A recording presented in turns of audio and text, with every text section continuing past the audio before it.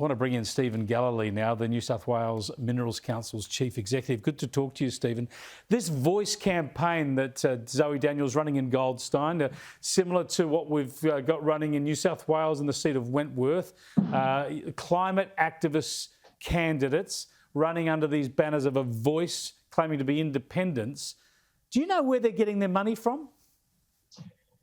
Well, it's hard to tell where these candidates are getting their money from because the disclosure laws do provide some kind of clue, but most of the time it does seem to be, I guess you could call them well-meaning, wealthy people providing those sorts of funding. But in the end, I mean, all of these candidates, no matter where they come from, have to lodge their disclosures eventually, and that information should become available.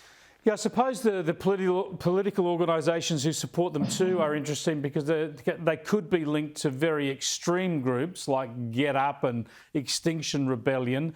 And of late, your industry in New South Wales has had trouble with a new organisation called Blockade Australia.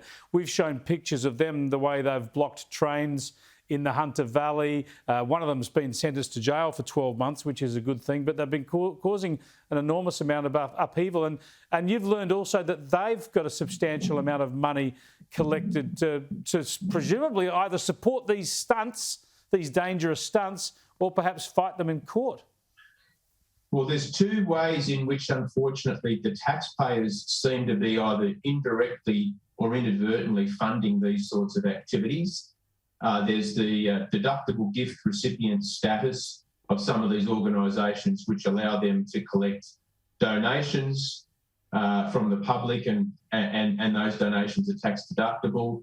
And a number of these organisations enjoy that status despite some of the actions that they encourage or sometimes undertake. And there is also, Chris, funding that the taxpayers provide to environmental defenders offices around the country, which are community-based legal organisations that provide support for the people involved in these activities quite regularly. But they also receive funding from governments. Yeah, well, that's I've done some work in the past on these sorts of funds. They're supposed to help communities fight environmental battles if they're worried about preserving a particular part of their natural environment or development. These funds, these taxpayers' funds, shouldn't support extremists who are hauled up before the courts because they've tried to stop people going about their legal business.